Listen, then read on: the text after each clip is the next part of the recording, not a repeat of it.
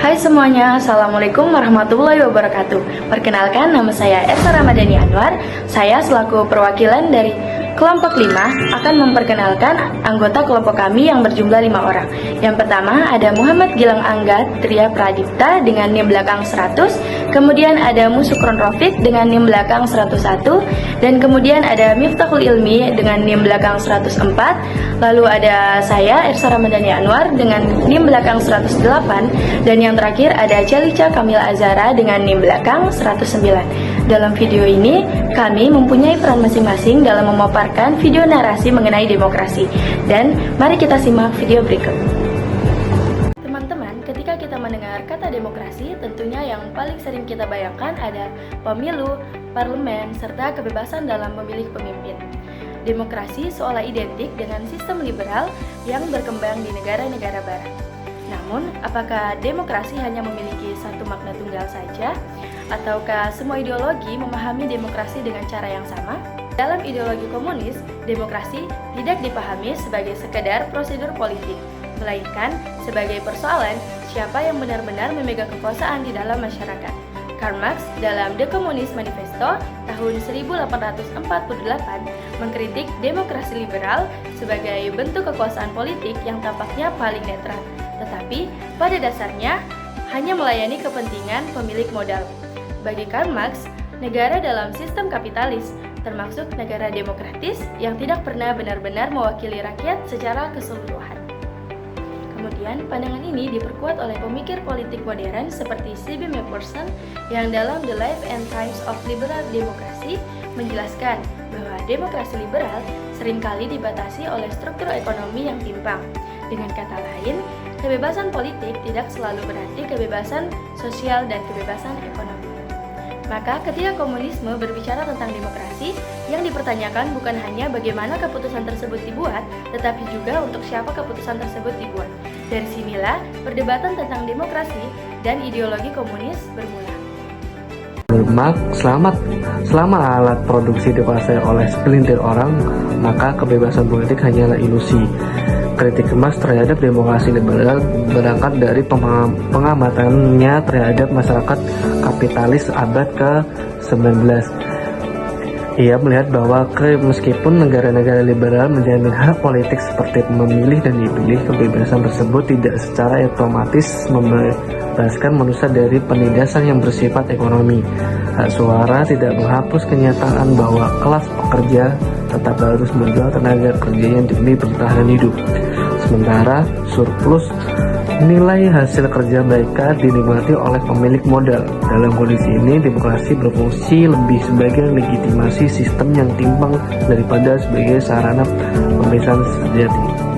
Pandangan tersebut ditegaskan Marx dalam karya berikut, di mana ia mengkritik gagasan-gagasan sosialisme modern yang masih mempertahankan prinsip-prinsip keadilan formal tanpa menyentuh akar material ketidakadilan. Marx menilai bahwa kebebasan tidak boleh dipahami secara abstrak maupun yuridis semata, melainkan harus dilihat dari kondisi nyata kehidupan manusia.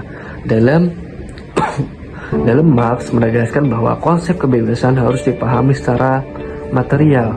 Demokrasi yang sejati bukanlah kebebasan memilih penguasa, tetapi kebebasan dari eksploitasi.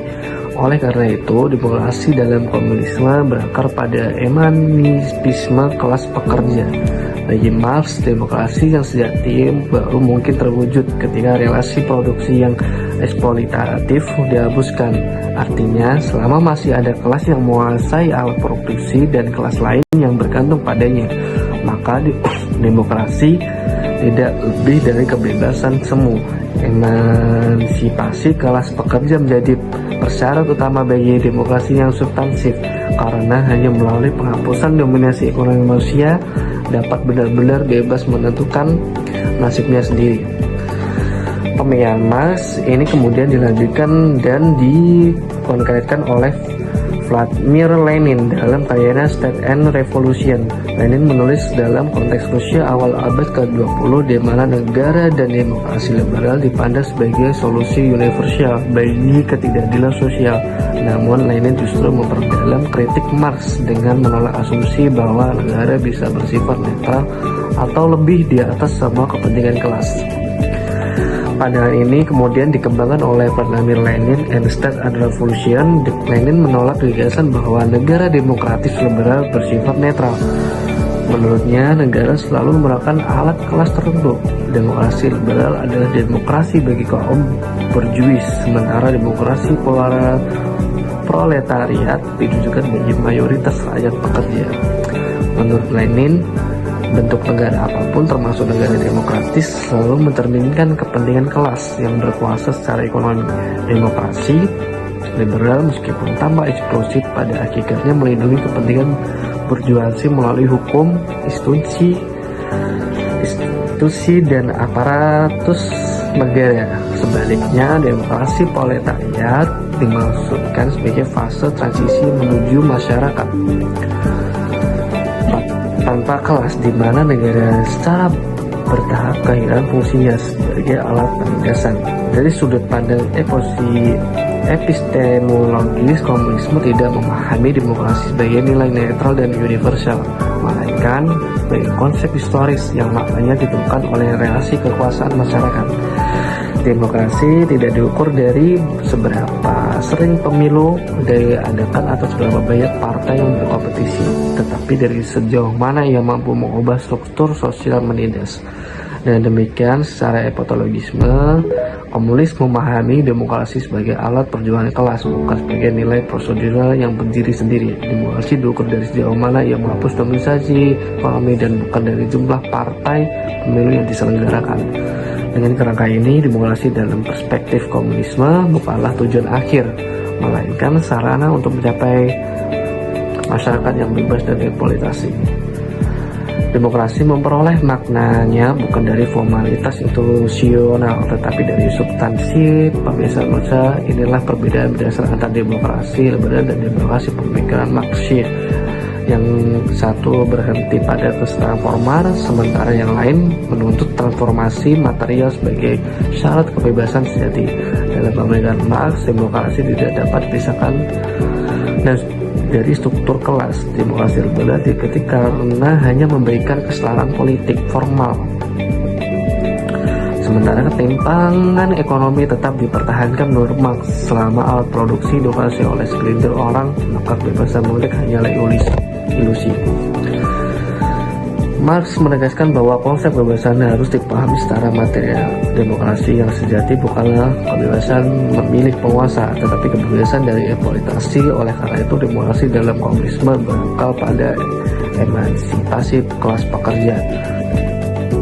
Selanjutnya, konsep kunci demokrasi dalam ideologi komunis adalah demokrasi proletariat, sebuah gagasan yang berbentuk dari kritik mendasar terhadap demokrasi liberal. Bagi pemikir komunis, terutama Vladimir Lenin, demokrasi tidak cukup dipahami sebagai prosedur pemilihan atau mekanisme representasi politik semata, melainkan harus dilihat dari siapa yang benar-benar memegang kekuasaan dalam struktur sosial dan ekonomi. Dalam pandangan ini, Lenin menyebut demokrasi proletariat sebagai bentuk kekuasaan politik di mana kelas pekerja menjadi subjek utama dalam pengambilan keputusan, bukan lagi objek yang diatur oleh elit politik atau pemilik modal. Negara pada tahap ini tidak dipahami sebagai tujuan akhir, melainkan sebagai alat transisi yang diperlukan untuk menghancurkan struktur kelas dan relasi produksi yang menindas. Dalam demokrasi proletariat, kebebasan individu tidak dapat dihapus, tetapi ditempatkan di bawah kepentingan kolektif. Pandangan ini berangkat dari keyakinan bahwa kebebasan individu dalam masyarakat kapitalis seringkali bersifat semu. Menurut Lenin, kebebasan yang diagungkan dalam demokrasi liberal pada praktiknya hanya dapat dinikmati secara penuh oleh mereka yang memiliki kekuatan ekonomi. Tanpa kesetaraan ekonomi, kebebasan politik dan sipil justru memperdalam ketimpangan, karena hanya segelintir orang yang memiliki sumber daya untuk memanfaatkan kebebasan tersebut secara efektif.